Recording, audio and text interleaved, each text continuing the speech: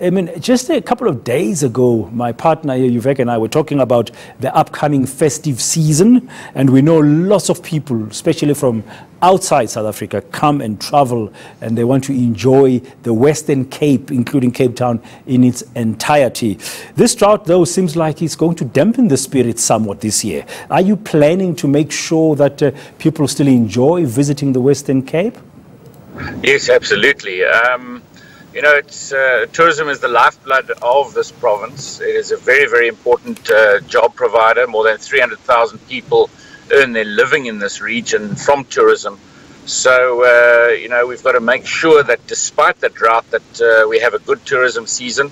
So really that means it's about messaging, and we've got to make sure that every single one of the tourists, whether they arrive internationally or whether they come from across South Africa, when they enter the province, that they realize that we have got such a very serious drought. And so that's part of the messaging. And so we'll be out on the main freeways coming into the province, handing out pamphlets with messaging, handing out little, we're putting out 20,000 of these hand sanitizers.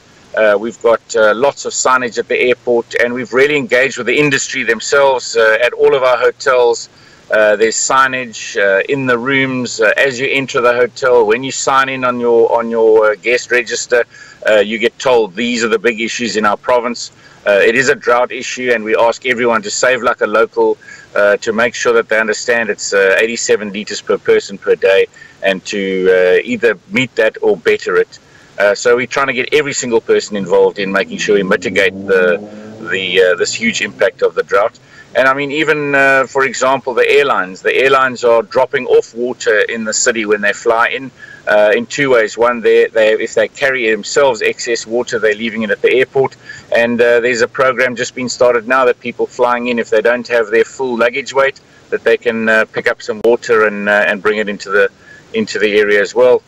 It's all about making people aware that we have this big issue.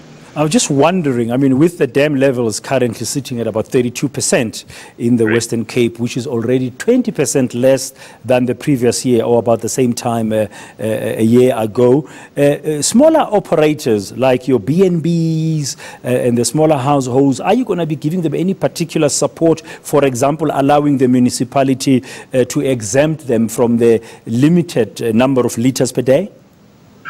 So they're not exempt from that literage. They also have to adhere to it.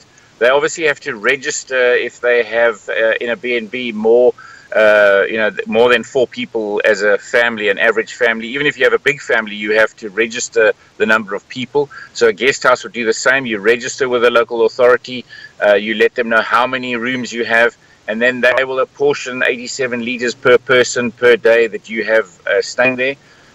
What we have also done is we've made sure that specifically we've handed out lots of low-flow shower heads so that we're helping those smaller businesses at least still maintain their business. And so it's about saving water. So we've handed out those shower heads. We've provided them with stickers and signage and helping them wherever possible to get that message out.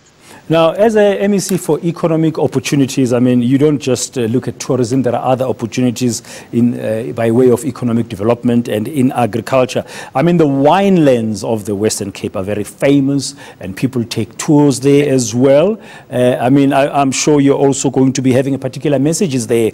We want them to taste our wines, of course, but water is also very important. Is there any specific intervention around our winelands? So it's across the whole province. The whole province has been declared a disaster, so it's every region of the province. We've got those messages going out there to every single business. We've worked hard over the last few months with businesses trying to get best practice, and it's quite amazing how when you start measuring how much water you use in your business, depending whatever it is, how quickly you realize that we actually do waste a lot of water, and that we've got to become much more water conscious. And I'm pretty certain that after this, we're going to have a very different behavior of people, that behavioral change. You're not going to be able to take a long shower after this, because it's become ingrained in us that the right thing to do is to conserve water wherever you are. And of course, different businesses use water differently, from the making sure we're putting recycled water into cooler chillers, where big shopping centers are using water, right down to the building industry, the painting industry, how we're using recycled water. So you'll see many building companies, construction companies carrying water tankers. They go around to the municipal recycling points and actually collect recycled water. It's cheaper than potable water, but it also helps us make sure that we're using water more wisely. Okay, so very briefly, you are saying despite the drought, the Western Cape and Cape Town will welcome tourists, and it won't be a very dry season for them. Well, it's going to be dry from a water point of view, but if they are wine lovers, that's going to help if they drink a bit of wine rather than a bit of water. But we're asking every single person to play their part. We can't run out of water, so we have to be very strict. But we welcome all of our tourists as long as they are playing their part. Thank you very much. Western Cape Economic Opportunities MEC, Alan Wind.